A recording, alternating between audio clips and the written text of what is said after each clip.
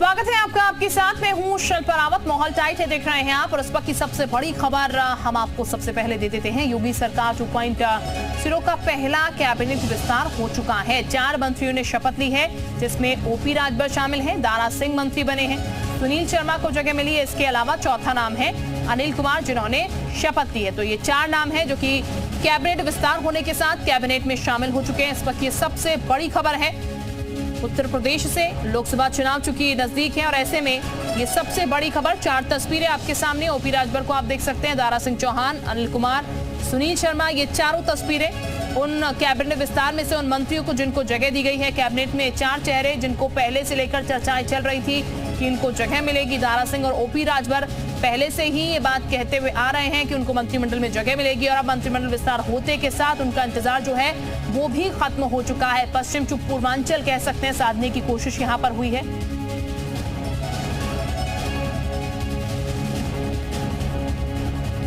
मुख्यमंत्री जी ने, पार्टी ने मुझे जिम्मेदारी दी है, उसका निर्वाह पूरी जिम्मेदारी के साथ ही होगा और जो पार्टी में सीखा है वही करेंगे। सर, तो आपकी क्या कुछ तैयारी है? लोकसभा का चुनाव भी करेंगे? लोकसभा अब की बार उत्तर प्रदेश में 80।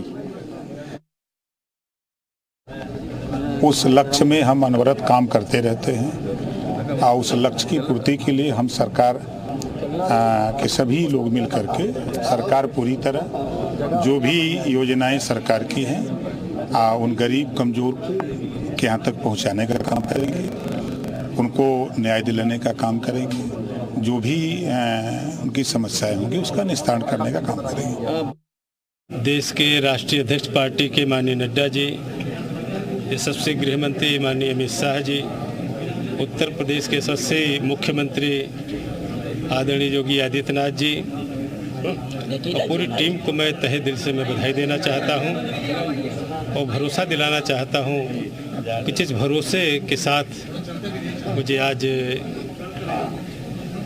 इस मुकाम तक पहुंचाया है पार्टी ने, संगठन के लोगों ने, हाईकमान ने, निश्चित रूप से ईमानदारी से उस पर खरा उतरने का पूरा प्रयास करूंगा।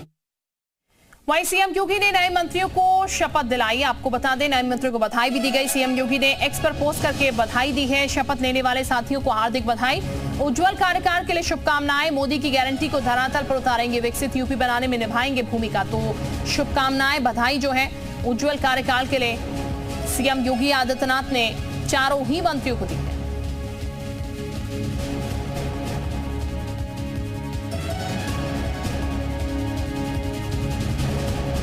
ये हम आपको बता दें, सीएम की तरफ से बधाई दी गई है चारों ही मंत्रियों को और ऐसे में उन्हें उज्जवल कार्यकाल के लिए बधाई दी गई है। मोदी की गारंटी को धरातल पर उतारने की बात भी कही गई है।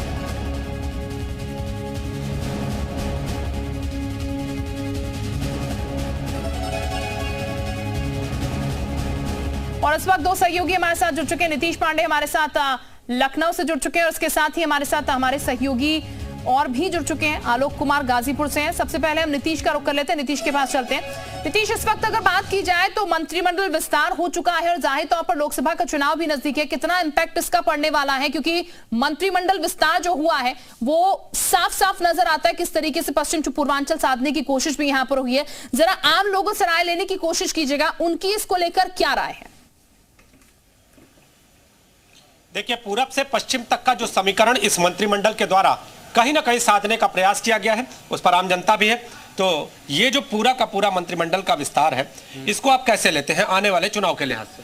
आने वाले चुनाव के लिए जो मुख्यमंत्री योगी आदित्यनाथ जी का ये है कि सभी वर्गों तक हमारी बात पहुंच सके, इसीलिए उन्होंने माननीय ओम प्रकाश राजभर जी को मंत्री बनाया है कि जो है जो 13 जातियां हैं, जो अति पिछड़ी जातियां हैं, उनका वो नेतृत्व करते हैं। तो इसलिए कि उन तक वो मैसेज पहुंचाए और 13 जातियों तक मैसेज पहुंचे। आप बताइए जी। जो ये मंत्रिमंडल का विस्तार है उसे लेकर आम जनता क्या कह रही है? जो समर्थक है वो क्या कह रहे हैं? अरे बहुत उत्साहित है हम लोग। पूरा प्रभावित होगा? बिल्कुल प्रभावित हुआ। क्यों? कैसे? अरे हमारे नेता बहुत पिछड़े लोगों के नेता हैं, वो सर समाज को लेकर चलने वाले नेता हैं और उनका एक बहुत बड़ा कुनबा है।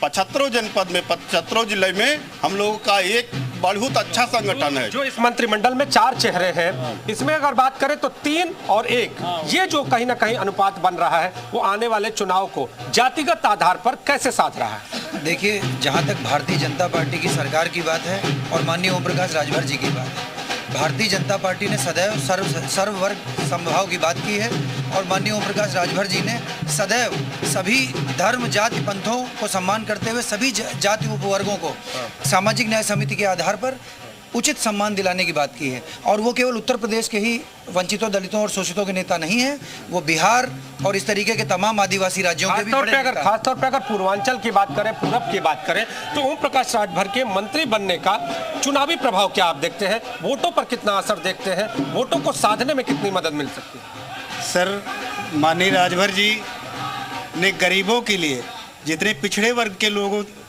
तक अपनी बात पहुंचाई है और जनता के बीच में वो आपने तो गमछा भी लगा लिया है, यानी पूरी तरह से ओम प्रकाश राजभर जी कंधे के रंग में बिल्कुल रंगे दिख रहे हैं, पार्टी के रंग में, और ढोल की आवाज भी सुनाई देने लगी, यानी कि पूरे उत्साहित ये लोग नजर आ रहे हैं और कह भी रहे हैं असर पड़ेगा सीधे सीधे 14 सीटों पर।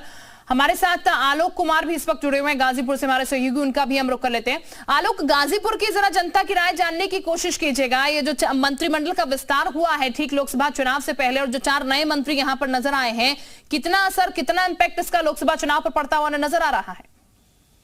जी, निश्चित तौर से गाजीपुर के दौराबाद विधानसभा से विधायक हैं और इस बार योगी सरकार में उनको कैबिनेट मंत्री में जगह दिया गया है, मंत्रालय में जगह दिया गया है और हमारे साथ बातचीत करने के लिए बहुत सारे यहाँ पे लोग मौजूद हैं। इनसे हम जानेंगे कि इस बार ओम प्रकाश राजभर के बीजेपी में होने से और इनके मंत्री पद में मिलने की वजह से क्या लगता है गाजीपुर के समीकरण में किस तरह का 2024 को लेकर बदलाव होगा, इन्हीं से हम जानेंगे। शशिकांत, किस तरीके से ओम प्रकाश राजभर को कैबिनेट का विस्तार हुआ, उसमें जगह मिली है, क्या लगता है कि इस बार गाजीपुर किस तरह के समीकरण? सिर्फ गाजीपुर ही नहीं बल्कि ओम प्रकाश राजभर जी के मंत्री बनने और भारतीय जनता पार्टी में के गठबंधन में शामिल होने से गाजीपुर सहित पूरे प्रदेश में, पूर्वांचल में विशेष रूप से लगभग सभी सीटों पे अब कोई संघर्ष ही नहीं रह गया है। इंडी गठबंधन अब जो है पूरी तरह से परास्त होगी, अब इसका भरोसा होता है। इंडी गठबंधन पूरी तरीके से परास्त होगी, जिस तरह से लोगों का कहना है। भाई साहब, क्या नाम है आपका? गुलाब राम है। गुलाब राम जी, जिस तरीके से ओम प्रकाश राजभर को इस बार कैबिनेट है, इसको लेकर क्या देखते हैं गाजीपुर समेत? तो ये सही बात है कि भारतीय जनता पार्टी में वो अपना गठबंधन किए हैं और आज सरकार में शामिल हुए हैं, इससे उनका कोई यहाँ प्रभाव पड़ने वाला नहीं है।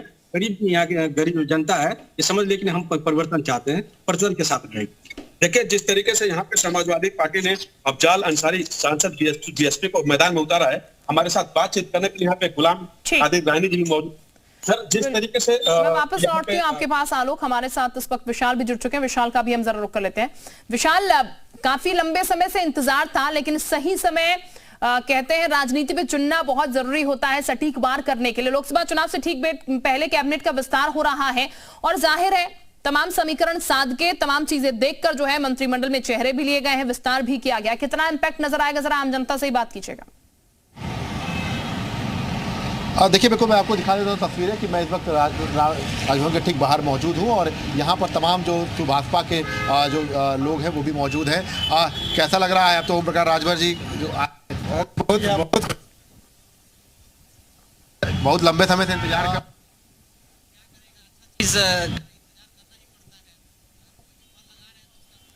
संतोष का फल मीठा होता है। कहाँ से आए हैं आप लोग? गोरखपुर से। गोरखपुर से आए? कुशीनगर से जी। अच्छा, माननीय मुख्यमंत्री चंद्रशेखर जी के नगर से आए हम लोग। तो असर पड़ेगा कि नहीं पड़ेगा? बहुत पूर्वांचल में अब कोई सापा साफ हो जाएगी, इंडिया खत्म।